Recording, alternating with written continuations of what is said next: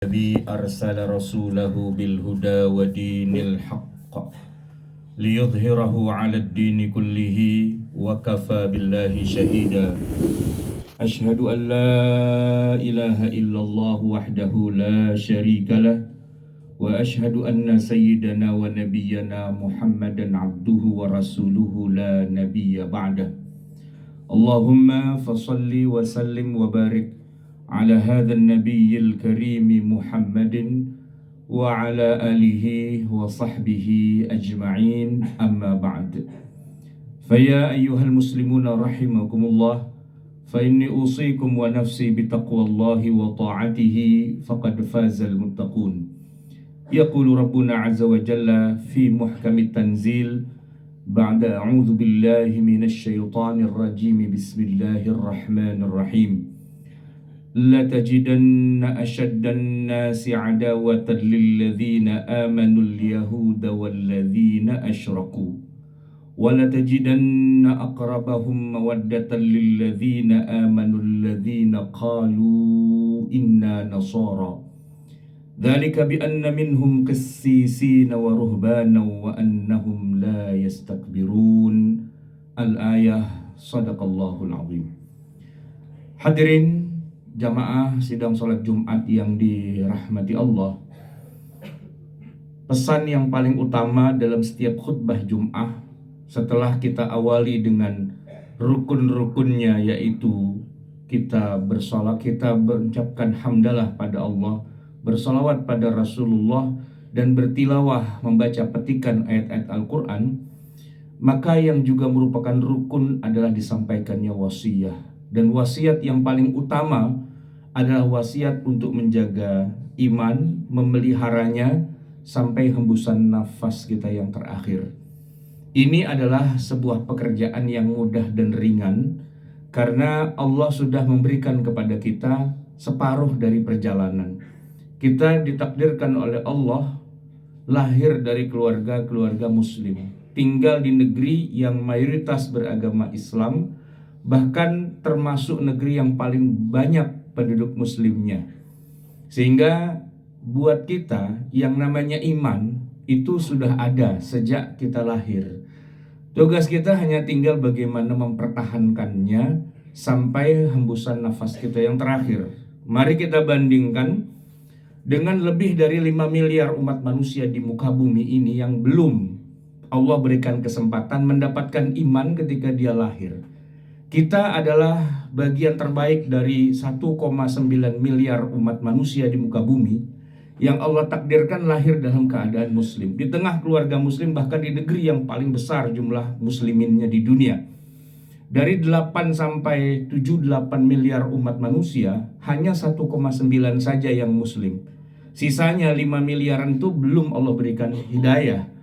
Jadi mereka masih harus berjuang menggapai-gapai hidayah. Sementara kita sudah lahir dalam keadaan muslim, orang tua kita muslim, masyarakat kita muslim, tugas kita lebih ringan. Tinggal bagaimana mempertahankan keislaman kita ini dan meningkatkannya menjadi berkualitas takwa. Semoga Allah Subhanahu wa taala berkenan memanggil kita nanti dalam keadaan muslim, dalam keadaan diridhoi oleh Allah Subhanahu wa taala. Amin amin ya rabbal alamin. Hadirin ma'asyiral muslimin rahimakumullah. Kalau kita bicara tentang agama Islam sekarang ini, memang kebanyakan umat Islam di dunia berada pada posisi yang terpinggirkan, berada pada dunia yang ketiga. Di tengah masyarakat yang miskin, terbelakang, ekonominya morat-marit, keadaannya tidak seberuntung dari masyarakat yang non-muslim yang ada di barat misalnya, atau di Cina misalnya, atau di beberapa belahan dunia yang lain. Nah, apa yang sedang kita alami ini sebenarnya adalah bagian dari pasang surut kemajuan. Di masa lalu umat Islam pernah berkuasa, umat Islam pernah jaya, tapi hari ini memang gilirannya kita sedang berada di bawah. Terkait dengan masalah Islam adalah agama perdamaian, pada dasarnya Allah Subhanahu wa taala mengutus Nabi Muhammad itu untuk menghindari pertikaian dan peperangan. Jangankan dengan sesama muslim, Bahkan dengan orang-orang yang bukan Islam pun, Nabi punya prinsip lebih baik kita hindari peperangan dan bentrokan.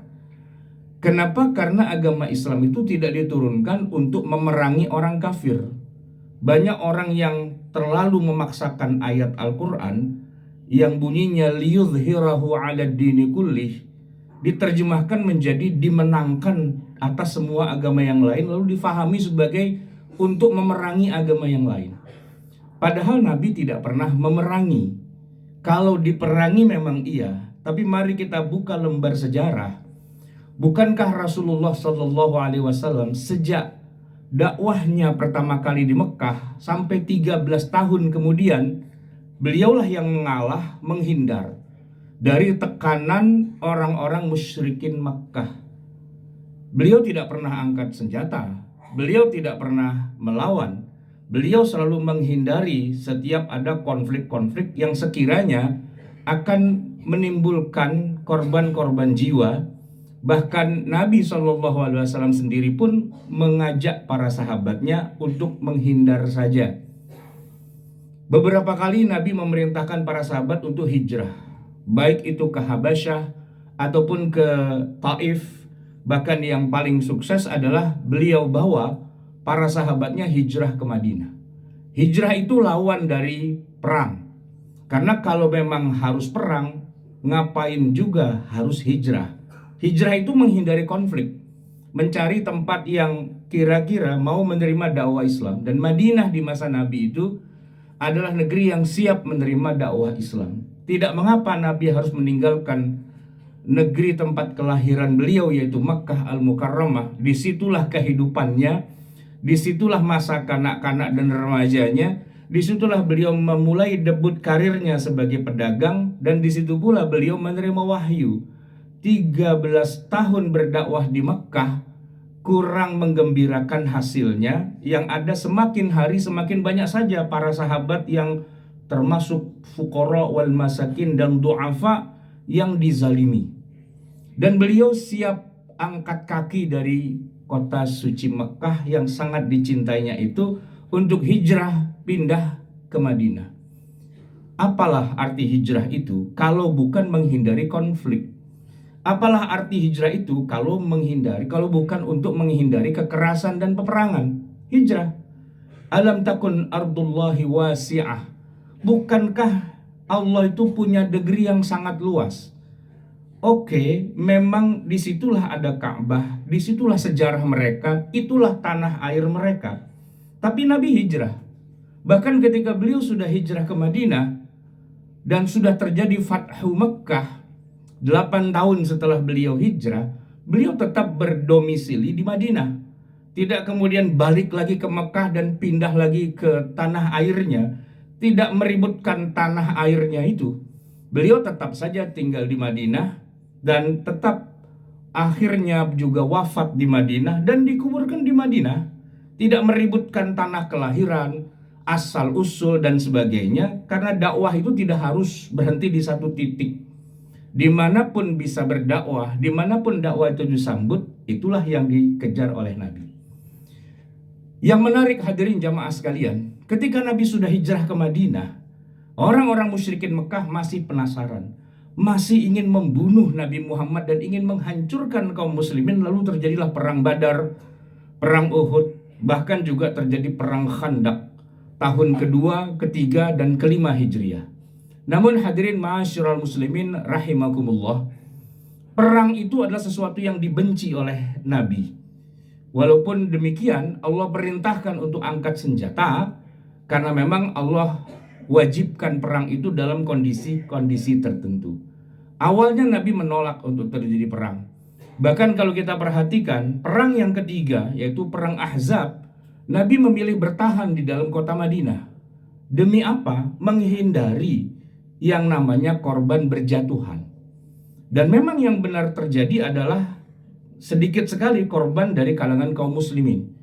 Dr. Muhammad Imarah, salah seorang ulama besar di Mesir, kemudian membuat sebuah penelitian yang unik hasilnya, yaitu dari semua peperangan yang pernah dijalankan oleh Nabi, sejak mulai dari Badar, Uhud, Khandaq sampai perang yang terakhir Nabi lakukan, ternyata jumlah korban baik dari pihak kaum muslimin dan pihak kaum musyrikin atau orang-orang Yahudi, musuh-musuh Islam itu sangat minim. Beliau menyebut angka 386 orang itu sudah dari kalangan muslimin dan kalangan kafirin.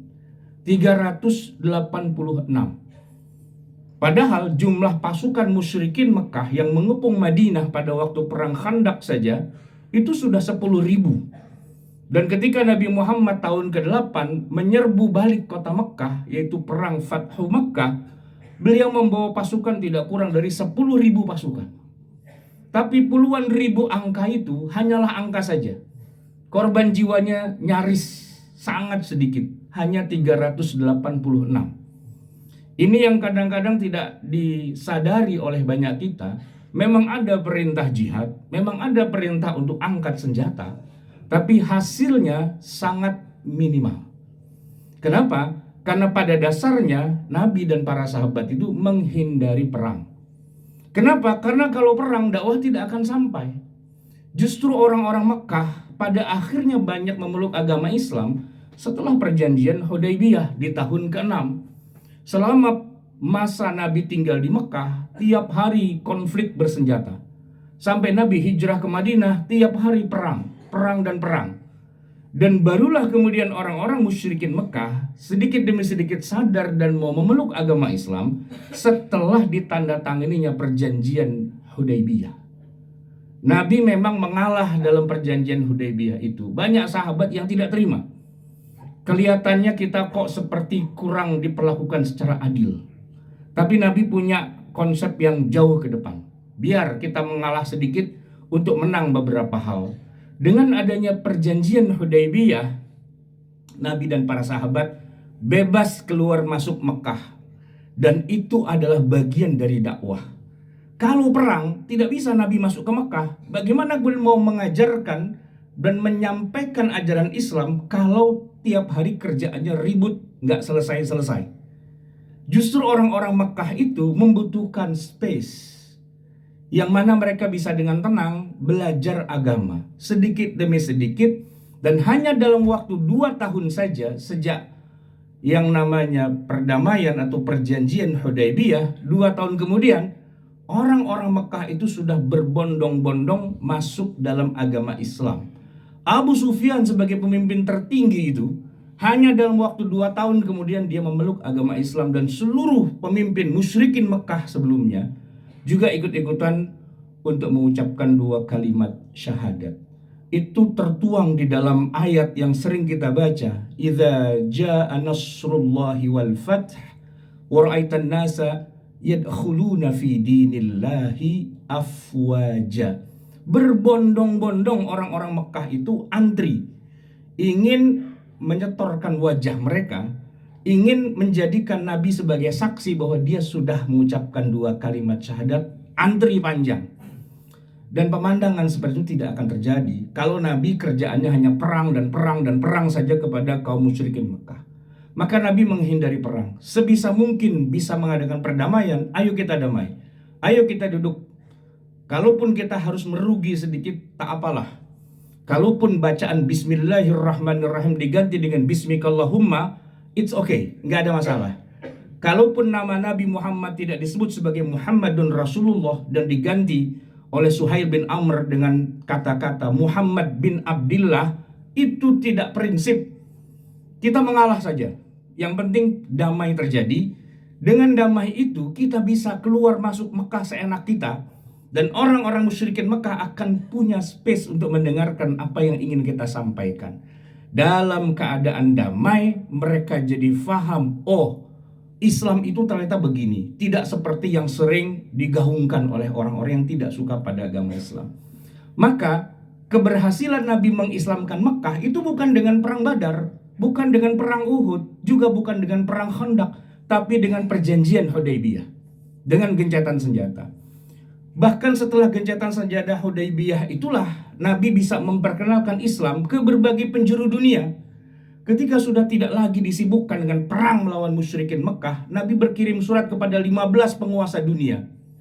Kepada Kaisar Heraklius, Dan hasilnya positif, walaupun Heraklius tidak memeluk agama Islam, tapi dia punya gambaran yang konkret tentang kebenaran agama Islam. Sampai dia katakan, seandainya aku berada di depan Muhammad, akan aku ciumi kakinya. Aku mengimani dia sebagai seorang nabi, walaupun aku tidak harus menjalankan syariat yang turun padanya, karena Heraklius adalah seorang pengikut agama Nabi Isa. Dan untuk itu Heraklius merasa wajib memberi hadiah yang banyak kepada sang Nabi, Nabi Muhammad SAW, dengan berbagai macam souvenir dari kekuasaan Romawi pada saat itu.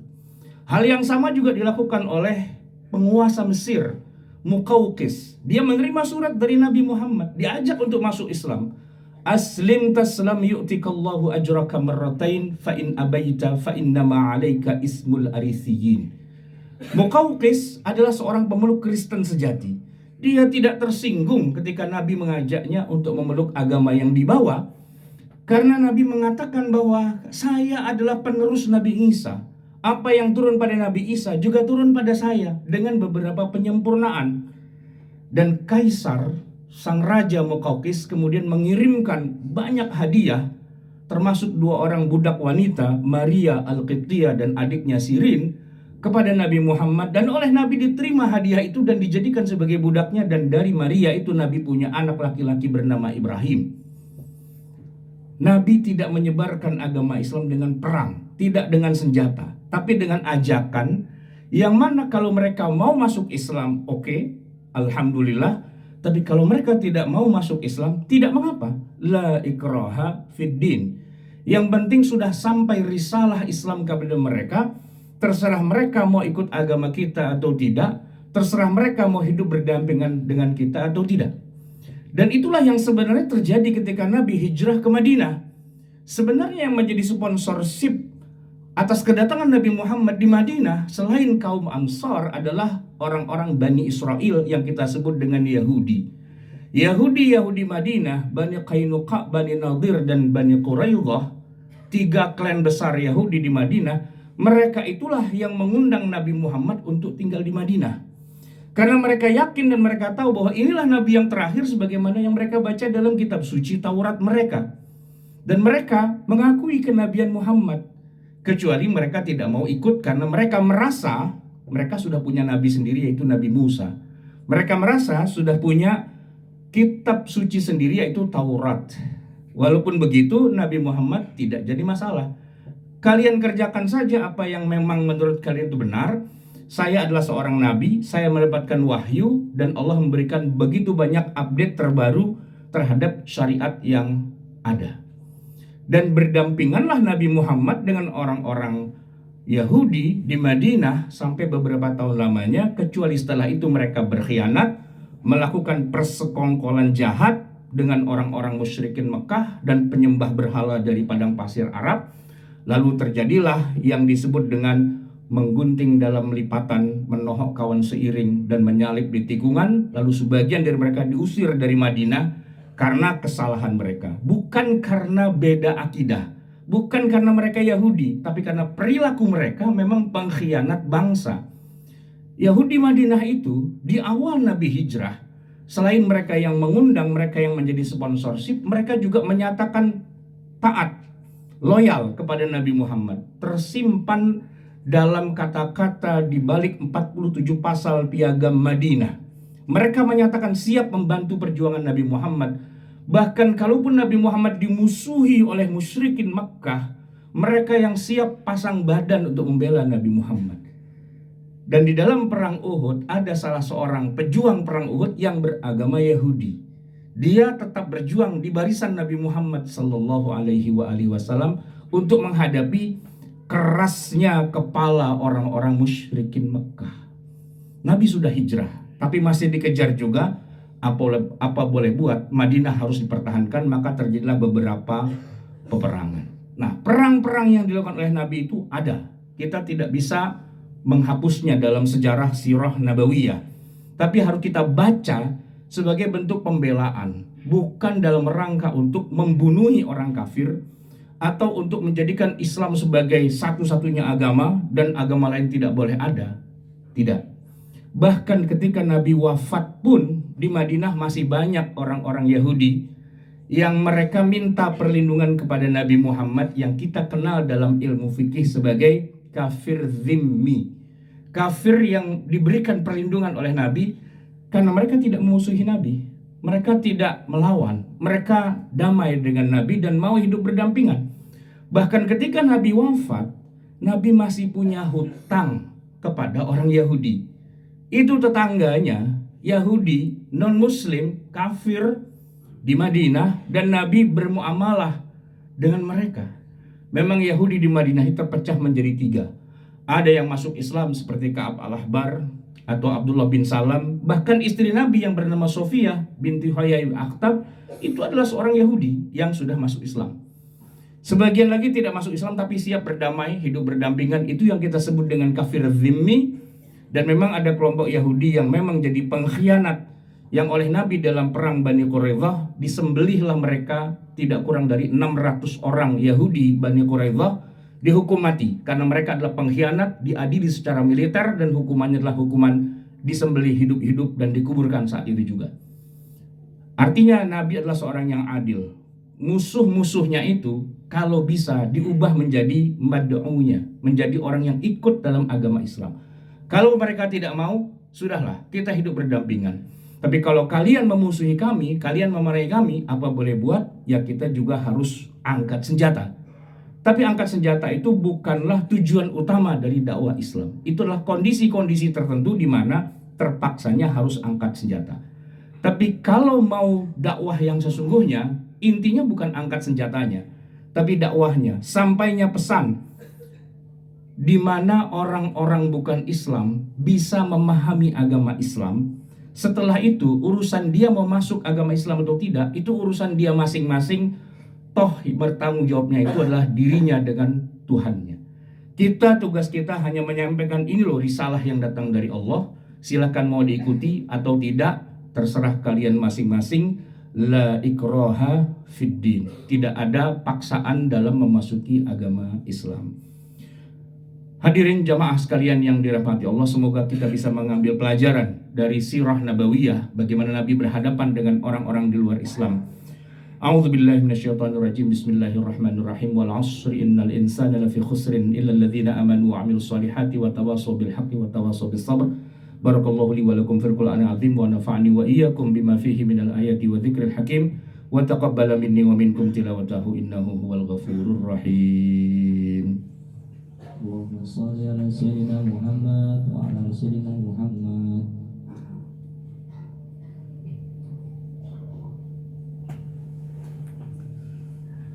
Alhamdulillahi rabbil alamin, wassalatu wassalamu ala asyrafil anbiya'i wal mursalin, sayyidina wa maulana Muhammadin wa ala alihi wa sahbihi ajma'in. Amma ba'du. Yaqulullahu ta'ala fi kitabihil karim wa huwa asdaqul qailin. A'udzu billahi minasyaitonir rajim. Bismillahirrahmanirrahim.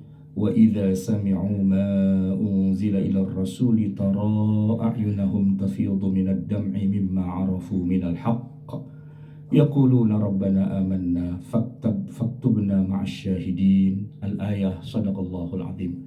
Ayyuhal muslimun rahimakumullah, fa inni usikum wa nafsi bitaqwallah wa ta'atihi faqad fazal muttaqun. Hadirin jamaah yang dirahmati Allah, pada khutbah yang kedua ini mari kita sempurnakan rukun khutbah yang kelima, yaitu kita bermohon ampun dan mendoakan kaum muslimin. Kita awali dengan kita bersalat pada Nabi. A'udzubillahi minasyaitonirrajim. Bismillahirrahmanirrahim. Innallaha wa malaikatahu yusalluna 'alan nabi. Ya ayyuhalladzina amanu sallu 'alaihi wa sallimu taslima. Allahumma salli wa sallim wa barik ala sayyidina Muhammadin wa ala ali sayyidina Muhammad kama sallaita ala sayyidina Ibrahim wa ala ali sayyidina Ibrahim wa barik ala sayyidina Muhammad wa ala ali sayyidina Muhammad kama barakta ala sayyidina Ibrahim wa ala ali sayyidina Ibrahim fil alamin innaka Hamidum Majid. Wardallahu ma'anis sahabati ajma'in an Abi Bakr wa Umar wa Uthman wa Ali wa an baqiyatis sahabati ajma'in wa 'anit tabi'ina wa atba'ihim bi ihsanin ila yaumiddin wa 'alaina ma'ahum bi rahmatika ya arhamar rahimin.